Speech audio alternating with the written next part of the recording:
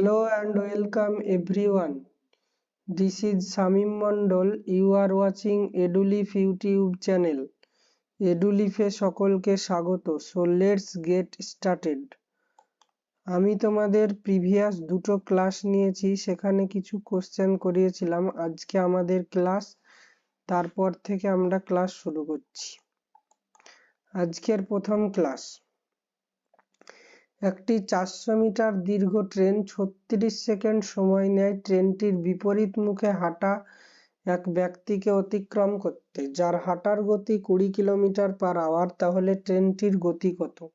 Train এই দিক থেকে এই দিকে যাচ্ছে আর ব্যক্তি উল্টো দিক থেকে আসছে। ব্যক্তি পারসন, এর হচ্ছে গতি কত? 20 কিলোমিটার পার আওয়ার। কিন্তু ট্রেনের গতি এখানে বলা নেই, তাহলে আমরা ধরে নিব ট্রেনের গতি x কিলোমিটার পার আওয়ার। এখানে কি বের করতে হবে? ট্রেনটির গতি, স্পিড বের করতে হবে। স্পিড সমান আমরা কি জানি? Distance by time. স্পিড এখানে 18 দুগুণে 36, 5 80 40, 2 দিয়ে 40 দুগুণে 80। তাহলে x এর মান কত? 40 মাইনাস 20। তাহলে x এর মান কত? 20। এক্সট্রা কি ছিল ধরেছিলাম? এক্সট্রা ট্রেনের গতি। তাহলে এখানে আমাদের ট্রেনের গতি চেয়েছে, তাহলে ট্রেনের গতি কত হবে? Option number 1, 20 kilometre per hour is the correct answer. Next question. আবার ট্রেনের কোশ্চেন দেখো। একটি ট্রেন একটি দণ্ডায়মান ব্যক্তিকে যখন অতিক্রম করে, তখন ট্রেনটির দ্বারা অতিক্রান্ত দূরত্ব 90 মিটার। ট্রেনটির দৈর্ঘ্য কত? আমরা কি জানি? যখন কোনো ট্রেন একটি ল্যাম্পপোস্টকে বা একটি ব্যক্তিকে, দণ্ডায়মান ব্যক্তিকে অতিক্রম করে, তখন ট্রেনটা নিজের দূরত্বই অতিক্রম করে। তাহলে ট্রেনটির দৈর্ঘ্য এখানে নির্ণয় করতে বলেছে। তাহলে ট্রেনটি যত দূরত্ব অতিক্রম করেছে সেটাই ওর দৈর্ঘ্য হয়ে যাবে।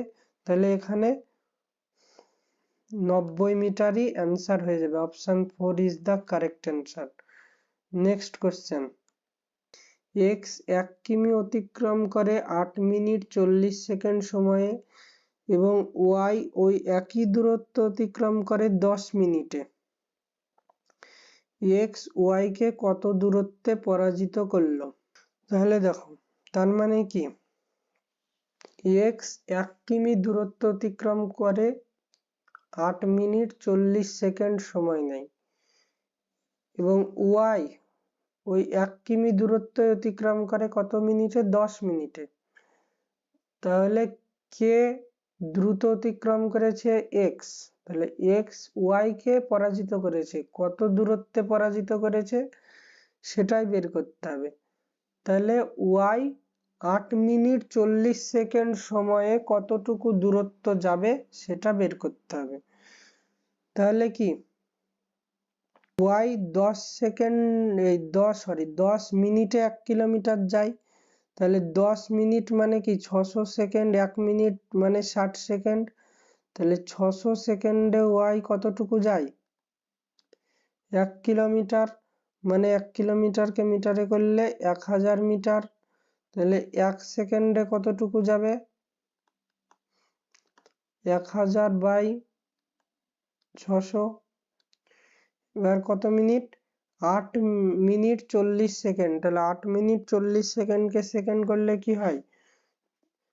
1 মিনিট সমান 60 সেকেন্ড। তাহলে 6 8 48, 480 সেকেন্ড। আর এখানে 40 সেকেন্ড মানে 520 সেকেন্ড। তাহলে 520 সেকেন্ড সমান 520 সেকেন্ডে কতটুকু যায় সেটা বের করতে হবে। তাহলে 1000 গুণিত 520 নিচে 600, দুটো শূন্য দুটো শূন্য কেটে গেল। 2 দিয়ে কাটো, 3 দুগুণে 6, 6 দিয়ে পুরোপুরি কাটা যাবে না। তাহলে 2 দিয়ে কাটলে কত হবে? 260। তাহলে কি এখানে আর কাটাকাটি যাবে? যাবে না। তাহলে 260 কে 3 দিয়ে, এই 260 কে 10 দিয়ে গুণ করলে কত হয়? 2600, 2600 ভাগ 3, তাহলে 2600 কে 3 দিয়ে ভাগ করে দাও, 3 আসছে 24, 2 থাকলো 20, 3 6 18, 2 থাকলো 20, 3 6 18, 2 মানে 8.666 এইরকম হতেই থাকবে। তাহলে 2 এর 3, তাহলে কি হলো? 866 পূর্ণ 2 এর 3। এবার দেখো এইটা কি করতে হবে, এই 1000 মানে কি, এই 8 মিনিট 40 সেকেন্ড সময় নেয় x 1 কিমি দূরত্ব অতিক্রম করতে, y 1 কিমি দূরত্ব অতিক্রম করতে কত মিনিট সময় নেয়? 10 মিনিট। তাহলে y বেশি নিচ্ছে টাইম, তাহলে আমরা দেখব x এর সময়ে y কত দূর যাচ্ছে। x এর সময়ে y কত দূর যাচ্ছে? 866 পূর্ণ 2 এর 3 মিটার। তাহলে x যতটুকু সময়ে 1 কিলোমিটার দূরত্ব অতিক্রম করছে, ঠিক ততটুকু সময়ে y কতটুকু যাচ্ছে? 866 পূর্ণ 2 এর 3 কিলোমিটার। তাহলে কতটুকু কম যাচ্ছে?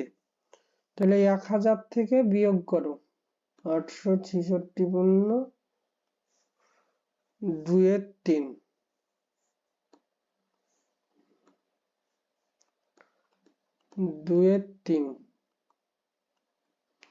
তাহলে কি হবে? 133 পূর্ণ 1 এর 3, এখানে এটাকেই রেখে দিলাম। তাহলে option number 4 is the correct answer. Next question, ঘড়িতে 4:40 এর সময় ঘন্টা ও মিনিটের কাঁটা কত ডিগ্রি কোণ উৎপন্ন করবে?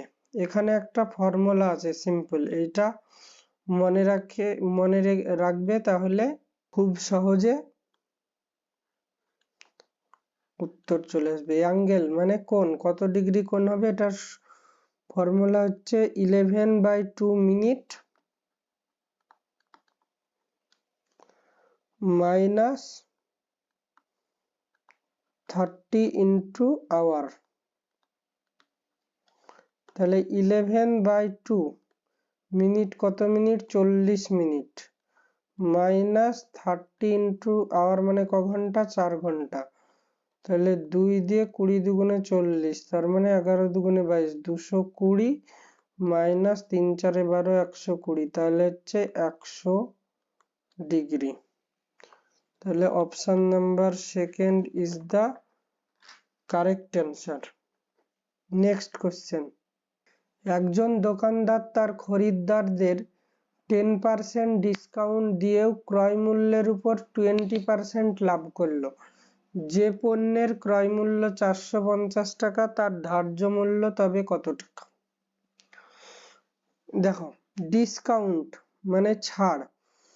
আমরা কোনো কিছু, এখানে তিনটে দাম থাকে, একটা হচ্ছে সিপি মানে কস্ট প্রাইস, একটা হচ্ছে এসপি মানে সেলিং প্রাইস, একটা হচ্ছে এমপি মানে মার্কেট প্রাইস। সিপি মানে ক্রয় মূল্য, এসপি মানে সেলিং প্রাইস বিক্রয় মূল্য, এমপি মার্কেট প্রাইস বা ধার্য মূল্য। তাহলে একজন দোকানদার তার খরিদ্দারকে 10% ডিসকাউন্ট দিচ্ছে, সবসময় মনে রাখবা ডিসকাউন্ট দেয় কিসে? মার্কেট প্রাইস বা ধার্য মূল্যে ডিসকাউন্ট দেয়। ডিসকাউন্ট দিয়ে যে দামে বিক্রি করে সেটা কি হয়ে যায়? সেলিং প্রাইস হয়ে যায়। তাহলে বলছে তার যে পণ্যের ক্রয় মূল্য 450, তার ধার্য মূল্য কত?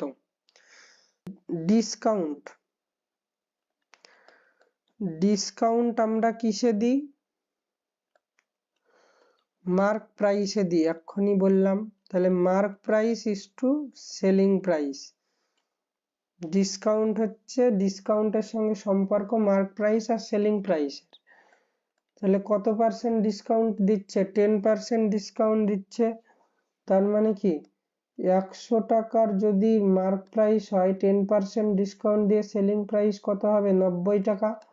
তাহলে 10:9। এবার কি হবে? প্রফিট।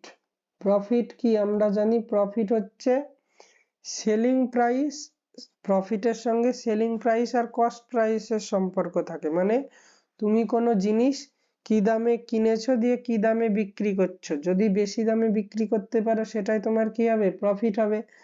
তাহলে প্রফিট সমান কি, এসপি মানে সেলিং প্রাইসের সঙ্গে কার সম্পর্ক থাকে, সিপি বা কস্ট প্রাইস। কত পার্সেন্ট লাভ করেছে, 20%, মানে কি 20% মানে 100 টাকা যদি কেনা দাম হয়, 100 টাকা যদি কেনা দাম হয় তাহলে 120 টাকা হবে কি বিক্রি বা বিক্রয় মূল্য, সেলিং প্রাইস। এখানে 20 দিয়ে কাটবে, 6 20 120, 5 20 100। তাহলে এখানে সিপি এমপি এসপির রেশিও বের করো। এখানে কি সিপি এসপি আর এমপির রেশিও বের করো। তাহলে এখানে কত, সেলিং প্রাইস হচ্ছে 9, মার্কেট প্রাইস 10, তাহলে এটা 9 এটা 10, এইটা কি সেলিং প্রাইস 6, এখানে কস্ট প্রাইস 5। এবার দেখো এখানে কি বলেছে, ধার্য মূল্য বের করতে হবে। সিপি বলে দিয়েছে 450, ধার্য মূল্য বের করতে হবে। তাহলে এটা কি, এটাও রেশিও এটাও রেশিও।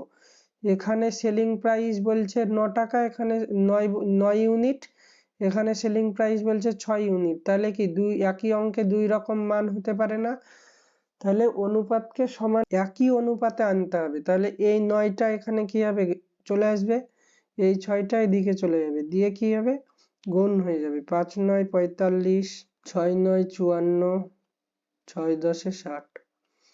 এটা হলো অনুপাত, ইউনিট। এবার কি, যে পণ্যের ক্রয় মূল্য 450, মানে সিপির হচ্ছে মান দিয়েছে 450, তাহলে 45 কে 450 মানে কয় গুণ, 10 গুণ। আর কি জানতে চেয়েছে, ধার্য মূল্য মানে এমপিরও তাহলে কি হবে 10 গুণ হয়ে যাবে। তাহলে 60 এর 10 গুণ করলে কত হয়, 600। তাহলে আমাদের option number 1 is the correct answer. Next question, কোন ক্ষুদ্রতম সংখ্যা 1057 এর সঙ্গে যোগ করতে হবে যাতে যোগফলটি সম্পূর্ণভাবে 23 দ্বারা বিভাজ্য হয়। তাহলে কি সিম্পল, এখানে 1057 কে 23 দিয়ে ভাগ করে দাও। তাহলে কি যাবে, 4 দিয়ে যাবে, 4 23 92, 5 থেকে 2 বাদ দিলে 3, 13 থাকলো, তাহলে 7 নামলো 137, কত দিয়ে যাবে, 5 দিয়ে যাবে, 5 দিয়ে দিলে কত হয়, 5 20 115, তাহলে 7 থেকে 5 বাদ দিলে 2, 3 থেকে 1 বাদ দিলে 2, তাহলে কি হলো 22। তাহলে কি বলেছে, এর সঙ্গে কত যোগ করতে হবে যাতে যোগফলটি সম্পূর্ণভাবে 23 দ্বারা বিভাজ্য হয়। তাহলে 23 দ্বারা বিভাজ্য করতে গেলে এখানে কি করতে হবে, যদি আর 1 বেশি থাকতো তাহলে এটা 46 চলে যেত, মানে পুরোপুরি ভাগ হয়ে যেত। তাহলে এখানে আর 1 বাড়াতে হবে, তাহলে 22 কে 23 করতে গেলে 1 বাড়াতে হবে, তাহলে এই 1টা কি 1 যোগ করতে হবে। তাহলে option number 1 is the correct answer. Next question, -11 এবং +11 এর মধ্যবর্তী কতগুলি সংখ্যা 2 বা 3 এর গুণিতক। তাহলে এখানে আমরা কি করব, একটা নাম্বার লাইন টেনে নিব, ছোটবেলায় 6 এ করেছি। এখান থেকে মাইনাস কোন দিকে হয়, বাম দিকে, আর প্লাস হচ্ছে নেগেটিভ বাম দিকে, পজিটিভ ডান দিকে। 2 আর 3 এর গুণিতক, 0 কি 2 এর গুণিতক, তাহলে কি 2 এর গুণিতকের পরে কত হবে, -2, তারপরে -4, তারপরে -6, -8, -10, তারপরে -12 হবে, কিন্তু নেওয়া যাবে না কারণ -11 অবধি যেতে হবে আমাকে। এদিকে সেম পজিটিভ গুলো হবে 2 4 6 8 10, টোটাল গুনে নাও কটা হলো, একটা আর যাওয়া যাবে না, এখানে 12 11 পর্যন্ত যেতে হবে।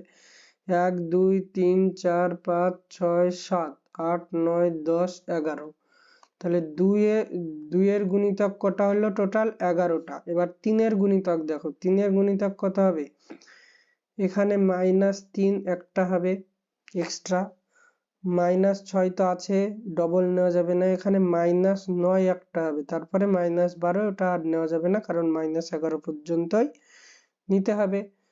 ঠিক একই রকম ভাবে এদিকে +3 হবে, +6 তো আছে, নেওয়া যাবে না। আর এখানে +9 হবে, তারপরেও নেওয়া যাবে না কারণ 11-এর পর নেওয়া যাবে না। তাহলে এখানে আরো কটা বাড়লো? 4টে। তাহলে 11 আর 4 যোগ করে কত হলো টোটাল? 15টা। 15টা হচ্ছে কি গুণিতক। নেক্সট কোশ্চেন, একটি শ্রেণীকে এ এবং বি দুটি সেকশনে ভাগ করা হলো। এ সেকশনের 20টি ছাত্রের পাসের হার 80% এবং বি সেকশনের 30টি ছাত্রের পাসের হার 70%। উভয় সেকশনের পাসের হার কত? তাহলে দেখো, ছাত্র কটা এ সেকশনে? 20টা। কত পার্সেন্ট পাস করেছে? 80%, মানে 100টায় 80টা। তাহলে টোটাল কটা পাস করেছে? 20টার মধ্যে 16টা। বি সেকশনে ছাত্র কটা? 30টা। কটা পাস করেছে? 70%, মানে 100-র মধ্যে 70। কেটে গেল 3 7 21। তাহলে টোটাল কটা পাস করলো? 6 আর 1 7, 2 আর 1 3, 37টা পাস করলো। কত জনের মধ্যে? 20 জন এখানে ছিল এই সেকশনে, আর বি সেকশনে 30টা। তাহলে যোগ করলে কত হয়? 50টা। 50টার মধ্যে 37টা পাস করলো। তাহলে পাসের হার বের করতে হবে। হার মানে 100, মধ্যে 50 দুগুণে 100, তাহলে 37 দুগুণে 74। তাহলে 74% হচ্ছে পাসের হার। Option number 2 is the correct answer. Next question, কোন ক্ষুদ্রতম সংখ্যাটিকে যখন 4 6 8 এবং 9 দ্বারা ভাগ করা হয় প্রতিবার 0 অবশিষ্ট থাকে, এবং যখন 13 দ্বারা ভাগ করা হয় প্রতি ক্ষেত্রে 7 অবশিষ্ট থাকে। তার মানে কি বলতে চাইছে? 4 6 8 9 দ্বারা ভাগ করলে প্রতিবারই 0 থাকবে, কিন্তু সেই সংখ্যাটিকেই যখন 13 দিয়ে ভাগ করা হবে তখন 7 ভাগশেষ থাকবে। তাহলে কি 4 দিয়ে কে ভাগ করা যায় 85 কে? যায় না, কেটে দাও। 4 দিয়ে 36 কে ভাগ করা যায়? যায়। 72 কে যায়, 144 কেও যায়। 6 দিয়ে যাবে, 6 6 36, 6 12 72, 6 দুগুণে 12 13 14, 2 24, 4 6 24, 6 দিয়েও যাবে। 8 দিয়ে 36 কে ভাগ করা যায় না, এটাকে যায়। 8 9 72 যায়। 8 1 8, 6 থাকলো 28 64, এটাকেও যাবে। 9 দিয়ে 8 9 72, 9 9, 5 থাকলো 6 9 54, তাহলে এটাকেও যাবে। তাহলে 13 দিয়ে ভাগ করো, তাহলে 72 কে কত ভাগশেষ থাকবে 13 দিয়ে ভাগ করার পর? 7। 13 5 13 65, তাহলে কত ভাগশেষ থাকলো? 7। তাহলে এটাকে 7 ভাগশেষ থাকলো, কিন্তু এটাকে চেক করি। 144 কে 13 দিয়ে ভাগ করা যায়। 13 কে 13, 1 থাকলো 14, 13 কে 13, 1 ভাগশেষ থাকলো, কিন্তু আমাদের কত ভাগশেষ থাকতে হবে? 7। এটাতে 7 ভাগশেষ থাকছে, তাহলে option number 2 72 is the correct answer. Next question, X Y এবং জেড 6000 টাকায় একটি কাজ করার জন্য চুক্তিবদ্ধ হলো। এক্স এবং ওয়াই একত্রে কাজটি 3/4 অংশ করলো, বাকি কাজটি জেড একা শেষ করলো। জেড এর মজুরির টাকা কত হবে? আমরা কি জানি?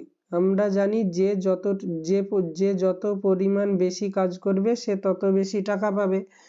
তাহলে মোট অংশ কি? কাজের অংশ আমরা ধরে নিব 1 অংশ, সেখান থেকে 3/4 অংশ কাজ কে করে নিয়েছে? এক্স এবং ওয়াই করে নিয়েছে। তাহলে z এর জন্য কতটুকু বাকি আছে এটা ভগ্নাংশের বিয়োগ করে দাও, তাহলে 1/4 কাজ বাকি আছে। তার মানে কি এই 1/4 কাজই z একা কাজ করেছে, তাহলে টাকাও কি পাবে মোট টাকার 1/4। তাহলে মোট টাকা কত টাকা ছিল 6000, সেই টাকার 1/4 পাবে, তাহলে 1500। তার মানে কি option number 3 is the correct answer. আজকের মতো আমাদের ক্লাস এখানেই শেষ করছি। তোমাদের যদি আমাদের ক্লাস ভালো লেগে থাকে তাহলে চ্যানেলটিকে লাইক করবে, শেয়ার করবে এবং বন্ধুদের মাঝে সাবস্ক্রাইব করবে।